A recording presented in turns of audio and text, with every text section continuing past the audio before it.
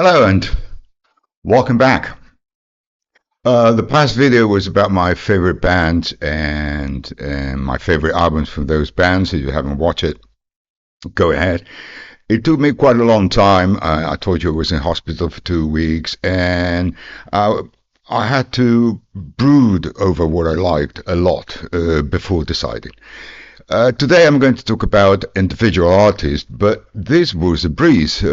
Surprisingly, it didn't take me very long. I was very sure of what I was doing. I was very sure of the order, and it seems to me that individual artists are easier to rank, at least for me, than bands. So let's get into it.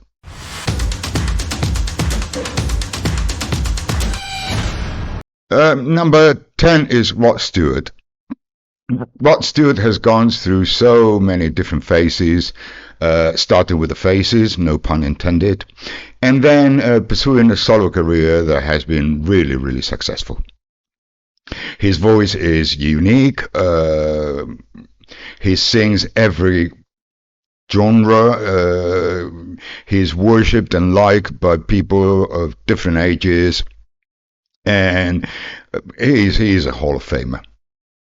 But the thing about Rod Stewart, what I most liked about Rod Stewart was his beginning, his first albums. Right after he left the Faces and started going solo, he gathered a group of great musicians and did wonderful, wonderful albums. To me, up to Atlantic Crossing, then he became a little bit more commercial, but incredibly successful. My favorite album from those days is Every Picture Tells a Story, because I love most of the tracks in here. It's an absolute classic. You need to get a copy. This one is on Mercury. It's the UK Mercury, and it sounds absolutely phenomenal. Both the band, the singing are top notch, and you will play it over and over again if you haven't got a copy. Don't stay put with Maggie May and listen to the whole thing. It is superb. Number 9 is Mr. Mike Oldfield. I've got a soft spot for the man because I think I've told you this before, but anyway, I had a girlfriend who loved Mike Oldfield and Supertramp, and we were very close in our teenage years. And we used Mike Oldfield as background music to, well, you know what. That's why whenever I think of these artists, I think of her, and I can't help myself. Tubular Bells is not my favorite album. Sorry. I like side A, but I think that to me, On My Own is more engaging, and I regularly play this one much more often than I play Tubular Bells. I'm a bit burnt out with Tubular Bells and then Tubular Bells 2 and 3 and whatnot. Part 1 here on My Own has a great final crescendo, superb guitar playing, and I think it's Mike Oldfield at his finest. I also like Platinum a lot because it was one of the first live concerts I attended, and I got fond memories of that concert. But Handing Hard or Madonna is my favorite.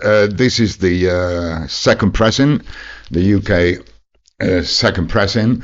That sounds very good, and they're also, I'm not much of a digital guy, but there are very good SACD and CD versions of the album as well, if vinyl is not your cup of tea. As I liked Genesis, of course I like Peter Gabriel, especially Genesis in his Peter Gabriel years. I followed him when he started his solo career. His first two albums were a bit of a disappointment to me. It seems that the guy didn't know, which way he was going. But from 3 onwards till, say, So, he did a great job. He innovated, he created new music, he blended styles, different genres, included African music, different drumming, right? It's an innovator. Peter Gabriel is an innovator. After So and Up, I didn't like him that much. I think it was too. I don't know how to put it. Too commercial, too flashy, too. Uh, Not really. I don't dig that deep into his music, right? After So. My favorite one is Four because of the blend of African music and British music. I think it is very well conceived, and during the 80s it radically changed the fusion, right? Both in pop and rock. This is, of course, a UK first pressing. It sounds phenomenal. There are many, countless reissues of this album. Uh, Quite pricey though. There's 45 RPM, and there's early 21st century presence as well. But I don't think you have to pay too much for one of these early presses, and sounds very good. Wallflower is one of my favorites here. Rhythm of the Heat, and not so much Shock the Monkey because it's been played to death. Peter Gay. Next one, let's go to the States, Mr. Billy Joel. I like Billy Joel. Some people call it a cheap Elton John. I think that's not fair. The guy has some great songs that have been covered by many artists, and he was really great in live performances. And I've always had a soft spot for Mr. Joel. I like his early albums, the first, say, 4 or 5 albums, 52nd Street, Piano Man. But if I had to pick one, I'd go with Turnstiles. This is the one I play more often. This is the one I like best. And when I'm in the mood for some Billy Joel, I usually pull this one out. I love New York State of Mind. It's been covered by many artists. Say Goodbye to Hollywood. I've loved These Days. It's a superb song that sometimes drives me to tears. Miami 2017, etc. Right? I think Billy Joel is an underrated artist. He is superb. Uh, Back to England, Mr. Cat Stevens, Yusuf Islam, I think he's called now with his Muslim name. I loved Cat Stevens when I was a teenager, especially his first albums, Monobone Jackin, Tea for the Tillman, Tissa and the Firecat, not so much. Catch Bullard 4 had his moments, but then on, I think it went downhill from there. Still, if I have to be honest, my favorite one is Tea for the Tillerman, for certain. There is no weak track in here, no weak link. Most of the songs are classics, have been covered by many artists, and the song for the ages, right? Where Did the Children Play, Hard-Headed Woman, Wild World, Sad Lisa, Miles from Nowhere, Father and Son, Tea for the Tillerman. They're all absolute classics. If you don't have a copy of this in your collection, you're short of a great album. Unfortunately, I still haven't been able to find a sterling copy. Right, every copy I've come across is dirty, or it's got a lot of ticks and pops, and I'm still on the lookout for one of those. I've got a couple of German copies and a Dutch first pressing. They sound very good. This album is very well recorded, and well, this one will do till the Holy Grail comes my way. Northern Ireland, Mr. Van Morrison. There are no people in between. There are people that love Van Morrison or hate Van Morrison. Ones on the hate side say that most of his music sounds the same, that every album sounds just like the other. And to the guys like me on the other side, I think that Van Morrison music is fantastic. He's always surrounded by great musicians, great compositions. I've seen him live twice, and he's such a good performer, and the music is absolutely fantastic. Uh, I prefer his early albums, but some albums from the 80s and the 90s are really worth to splurge for. Favorite one, I think, is this one, or at least this is the one I play the most. Van Morrison, his band, and the Street Choir. I've got three or four copies. This is the American first pressing, Warner Bros. It sounds it's a demo sounding album, one you can use to check your gear and seeing everything is in place. I love Domino, I've been working, Call Me Up in Dreamland, etc. It's no weak link here, a superb album, and my respects to Mr. Van Morrison. Now let's move to Canada, of course, Neil Young. Never seen Neil Young live, unfortunately. Uh, I like his early albums a lot. Not so much in the 80s and 90s, but still he's a great performer. He's a great composer. His lyrics have a lot of meaning, and most of them are a lesson as life is concerned. I don't regularly play Harvest or Zuma or some of those early albums, but the one I play the most for certain is On the Beach. Right? I play these ones at least once or twice a year, and I love it. I love every single track in here. I think it's very well done, very well produced. I love Walk On, Revolution Blues for the Turnstiles, Motion Pictures, Ambulant Blues. Musicians are superb, and this one I think is a bit underrated. It's one of Neil Young's best to me. Now I'm going to surprise you with number two. Number two is Elton John. I know what you're thinking. I know what many people are thinking, right, of these artists, and he's been going on for 5 decades. He's got his audience. Most people respect him, although he was a bit flamboyant on stage and he went through dark periods. But what I stopped liking Elton John by 1982 with I liked I'm Still Standing, and I guess that's why I call it the blues. But just after that, it all became too commercial to me, and the guy was all over the place. But his first albums are superb. To me, they are top notch, and they're up there with any artist you can think of. The second album, the self-titled, is superb. Man Across the Water, Honky Chateau, and especially Tumbleweed Connection. This is my favorite Elton John's album back in '71, I think. The music here, the musicianship is superb.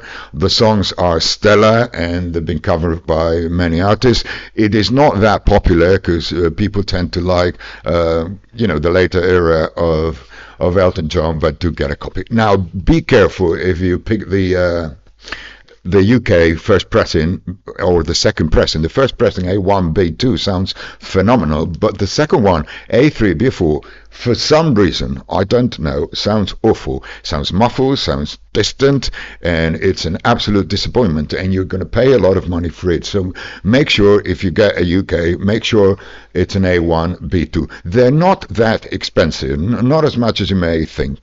Because people seem to, I don't know, turn a blind eye to his first releases, and I think they are the best. Sorry, I said number two. No, that's number three. Sorry.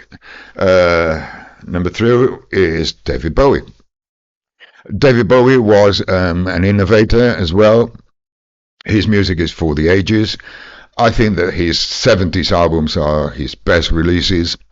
He was such a classic influence on many rock bands, pop bands, new wave. He worked with so many excellent artists, and I mean, what can we say about David Bowie? It was a pity his early death.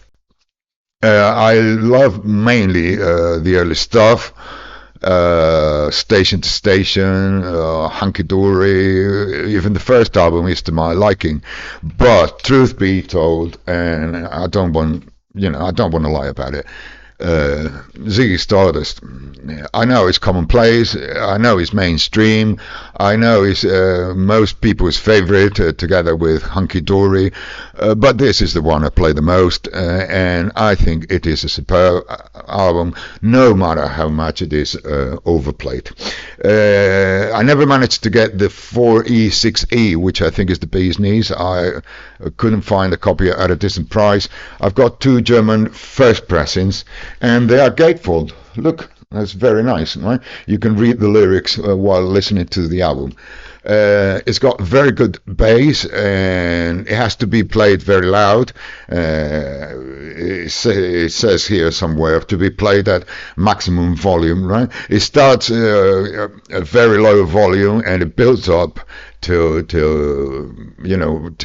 with Rock and Roll Suicide, you are absolutely in heaven, right? Nirvana for music. David Bowie. And number one, to me, I don't know, we can discuss about it, but I don't think many people would challenge my choice. Mr. Robert Zimmerman. Bob Dylan is essential. He changed music in the 60s. He reinvented himself in the 70s and 80s. He was always surrounded by the best musicians there is. He started with folk and continued with electric rock, and then switched to different genres. His lyrics awarded him the Nobel Prize for Literature. Bob Dylan is essential in the 20th century. And he'll always be cherished, and he'll always be respected. I also, if you haven't seen the recent movie, I encouraged you to do so. I was surprised because I thought it was going to be a biopic covering his whole life, but it wasn't. It was starts with right at the very beginning where he does folk, and then stops when he goes electric, right? And it's a great way to understand what went through those years, his influence, and how he radically changed music in the 60s. My favorite album, and I'm going mainstream here as well, but to be honest, is Highway 61 Revisited. It is absolutely influential. Like a Rolling Stone is considered the best rock song ever. My favorite here is Desolation Row. Lyrics are to die for. The music is absolutely superb. Blood of a Theme Man, Queen Jane approximately, and you get Michael Bloomfield on guitar, Alan Cooper organ, Bobby Gregg on drums. Fantastic. It is such a great influence, and young people out there, do get a copy, read the lyrics, and try to understand this fantastic man, right? He's together with the Beatles, the Stones, and Elvis. They made the 20th century. Right, and that's all for today. I hope you like my choices. Let me know yours. Let me know if you agree with the albums I picked. Thanks for listening. If you're new to the channel, please consider subscribing and becoming a part of our family. See you soon. Take care.